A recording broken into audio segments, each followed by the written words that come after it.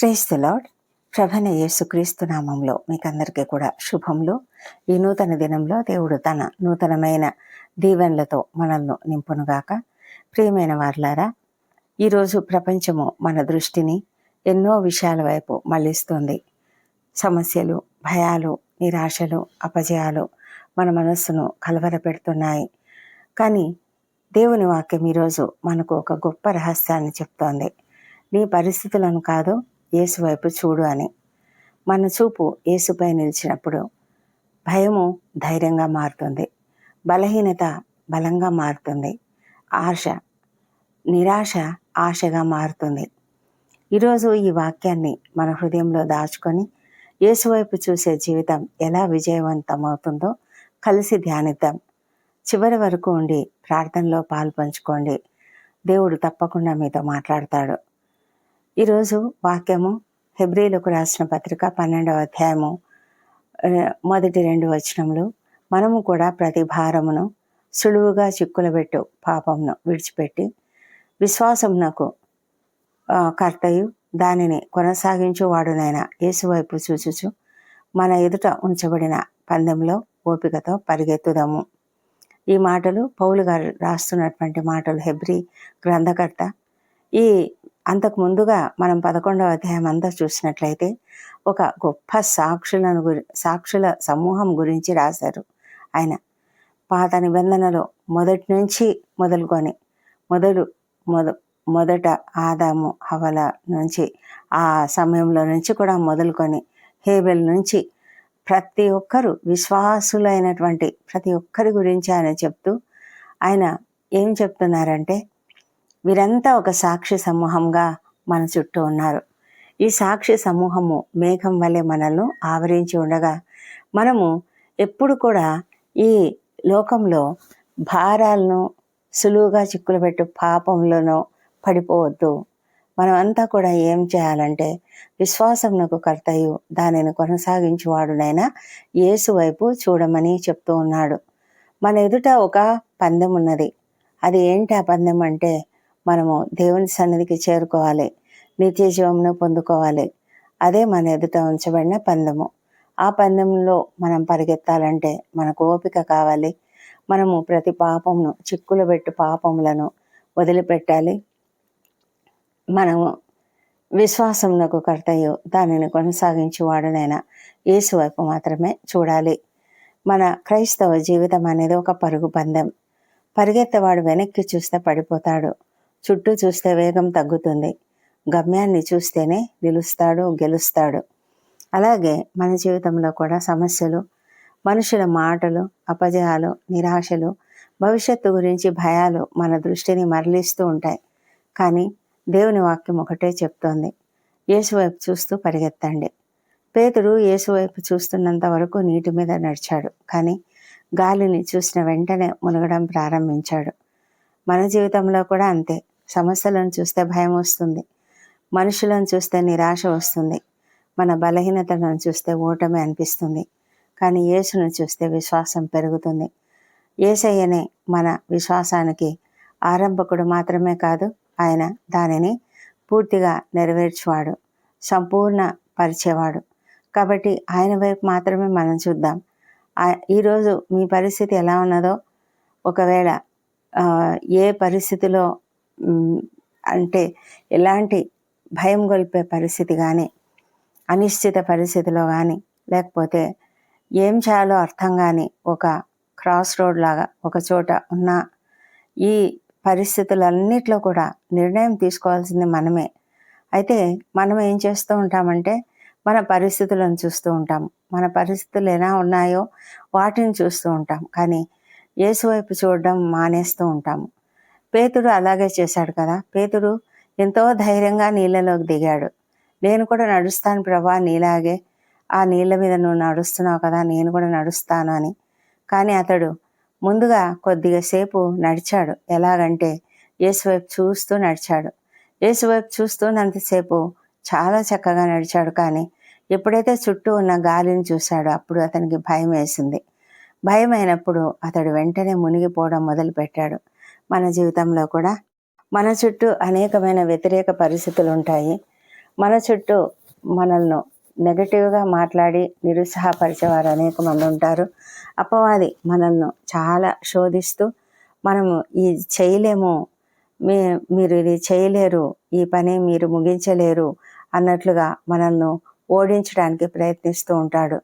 కానీ మనం ఎప్పుడైతే ప్రభు వైపు చూస్తామో, ప్రభువు మనకు తోడున్నాడని మనం ఎప్పుడైతే ధైర్యంగా ముందుకు సాగుతామో అప్పుడే మనము ఏ పనినైనా విజయవంతంగా చేయగలం. మన పందెంలో మనము గెలవగలం. అవును, మన ఎదుట అనేక సమస్యలు మనకు కనిపిస్తూ ఉంటాయి. నేను ఎక్కడికైనా ఒక మంచి కాలేజీలో చదవాలి అంటే నాకు ఆర్థికంగా ఇబ్బందులు ఉండొచ్చు, లేదా సరిగ్గా చదవలేని పరిస్థితులు కారణం కావచ్చు, లేకపోతే ఇంకేదైనా కావచ్చు. కానీ దేవుని వైపు చూస్తూ మనం మన ప్రయత్నాన్ని కొనసాగించాలి. మన పరుగును ఎప్పుడు కూడా మానివేయకూడదు, ఆపివేయకూడదు. మన పరుగులో మనము ఎప్పుడు ముందుకే చూడాలి. మరి వెనకకు తిరిగి చూసినటువంటి లోతు భార్య ఏమైపోయింది? ఆమె దేవదూత వాళ్ళని తీసుకువెళ్తుంటే ముందుకు వెళ్ళమని చెప్పినప్పుడు ముందుకే వెళ్ళాలి, వెనక్కి చూడకూడదని ఆయన చెప్పాడు దేవదూత. అయినప్పటికీ కూడా ఆమె వెనుకకు తిరిగి చూసింది. ఎందుకు అంటే ఆమెలో ఉన్నటువంటి అవిశ్వాసం, ఆమెలో లోకం వైపు ఉన్నటువంటి ఆకర్షణ. మనకు కూడా లోకంలో అనేక ఆకర్షణలు ఉంటాయి, వేరే ఆకర్షణలు. ఇప్పుడు చదువు మీద దృష్టి పెట్టవలసిన వారు చదువు మీద దృష్టి పెట్టకుండా ఇతర సోషల్ మీడియాలో చూడడము, లేకపోతే ఫోన్ ఎక్కువగా వాడడము, చాటింగ్లు చేసుకోవడం, మరి ఫ్రెండ్స్తో మాట్లాడుకోవడము, ఇంకా వేరే వేరే ఏ రకమైన ఎంగేజ్మెంట్స్ మనకు ఉన్నప్పటికీ కూడా మన యొక్క గోల్ చెదిరిపోతుంది కదా. ఒక ఐఏఎస్ కావాలి నేను అనుకున్న ప్రతి ఒక్కరు కూడా చాలా సమయాన్ని చదువులో వెచ్చిస్తారు. కొన్ని గంటల సమయాల్లో దాదాపు 18 గంటలు చదువుతారు కొంతమంది. అయితే అంత గొప్పగా చదివితేనే వారు అంత పెద్ద ఒక హయ్యర్ అథారిటీ పొందుకోవడానికి వీలైనటువంటి ఆ ఎగ్జామ్ని వారు పాస్ కాగలుగుతారు. కాబట్టి అది చాలా టఫ్ టైం వాళ్ళకు. అంటే ఆ టైంలో వాళ్ళు చాలా త్యాగాలు చేస్తారు. పెళ్ళిళ్ళకు వెళ్ళరు, బర్త్డే పార్టీస్లకు వెళ్ళరు, ఫ్రెండ్స్తో సమయం గడపరు, వాళ్ళు ఇంకా ఏ విధమైన మూవీస్ చూడడం కానీ ఇంక ఏ పనులు కూడా చేయరు. అనవసరంగా ఏ విధంగా కూడా సమయాన్ని వ్యర్థం చేయరు.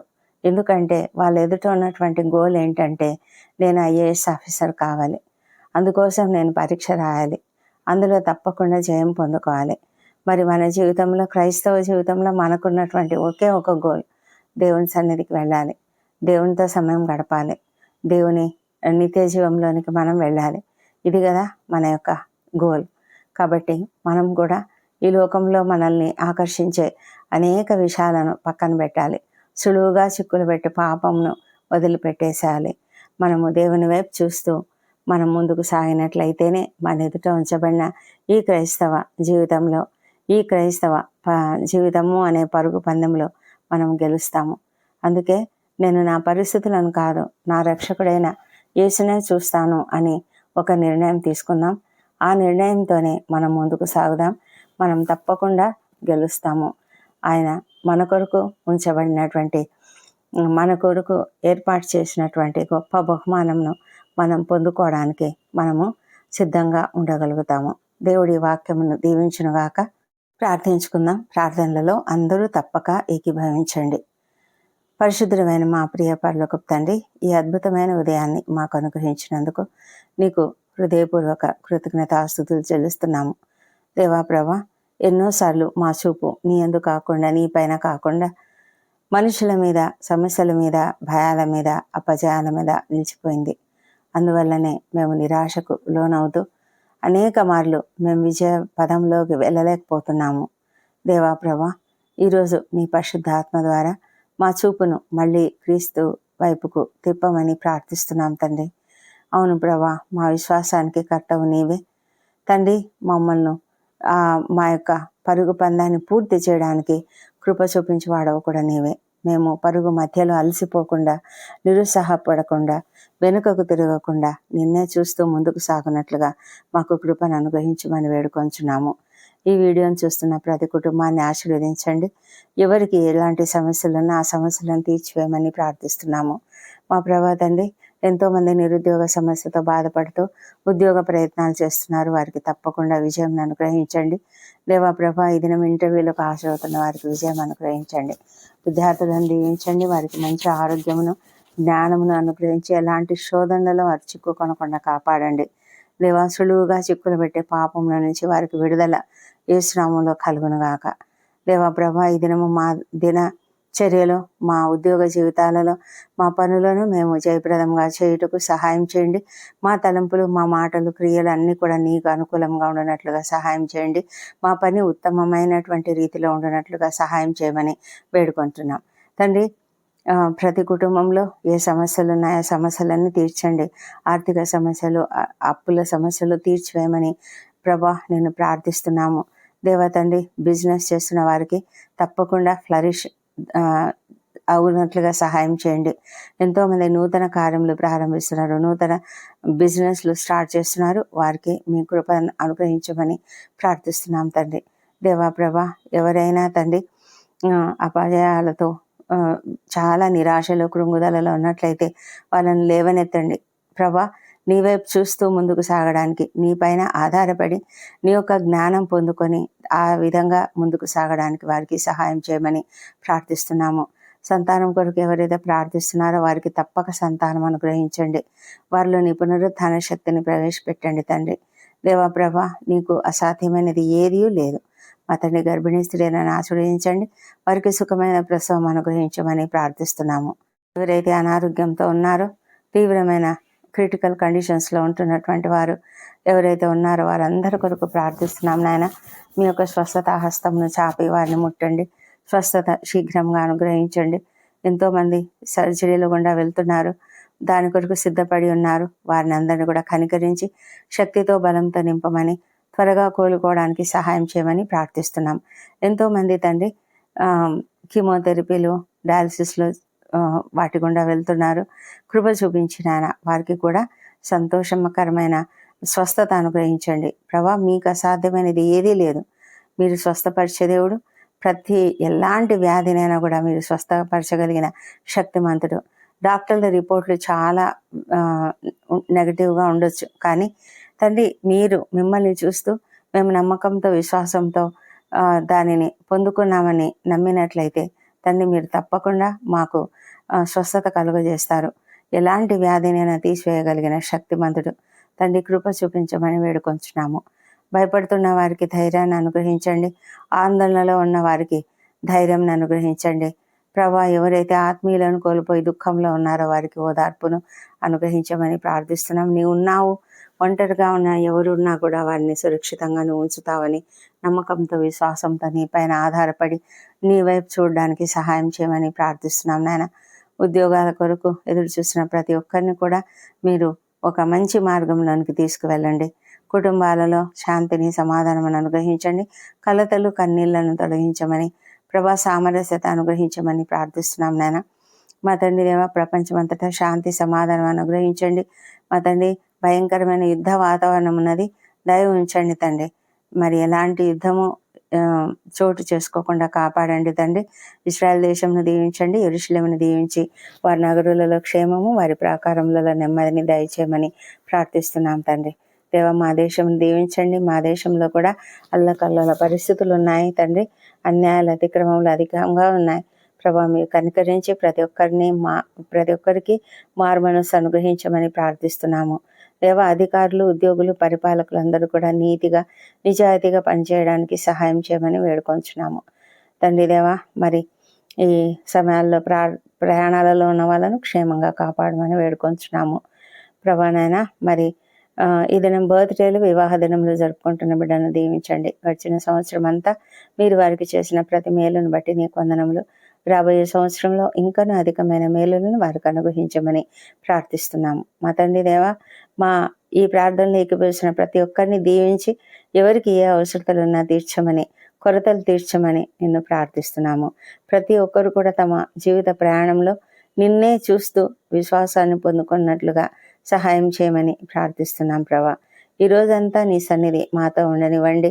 ప్రభా, మా జీవితం అంతా కూడా ఈ దినమంతా మేము నీకు మహిమకరంగా జీవించడానికి సహాయం చేయమని ప్రార్థిస్తున్నాం. మా ప్రార్థనలన్నీ మీరు అంగీకరించి జవాబులు ఇచ్చినందుకు నీకు వందనములు. ఈ ప్రార్థనలు మా ప్రభువును మా ప్రియ రక్షకుడునైన యేసుక్రీస్తు నామంలో అడిగి పొంది ఉన్నామని నమ్ముతూ నీకు స్తోత్రం తెలుస్తున్నాం తండ్రి. Amen, amen. ప్రియమైన వాళ్ళారా, ఈరోజు దేవుని వాక్యం మనకు ఒక గొప్ప సత్యాన్ని నేర్పింది కదా. పరిస్థితులను చూడవద్దు, యేసు వైపు చూడు. ఈ వాక్యాన్ని ఈరోజంతా మీ హృదయంలో ఉంచుకొని పలుమార్లు ప్రకటించండి. నా చూపు యేసు వైపే ఉన్నది, ఆయన నన్ను విజయానికి నడిపిస్తాడు. ఈ సందేశం మీకు ఆశీర్వాదకరంగా ఉన్నట్లయితే మీ కుటుంబ సభ్యులకు మరియు స్నేహితులకు తప్పక షేర్ చేయండి, లైక్ చేయండి. లైక్ చేయడం ద్వారా ఈ వీడియో అనేకులకు రికమెండ్ చేయబడుతుంది.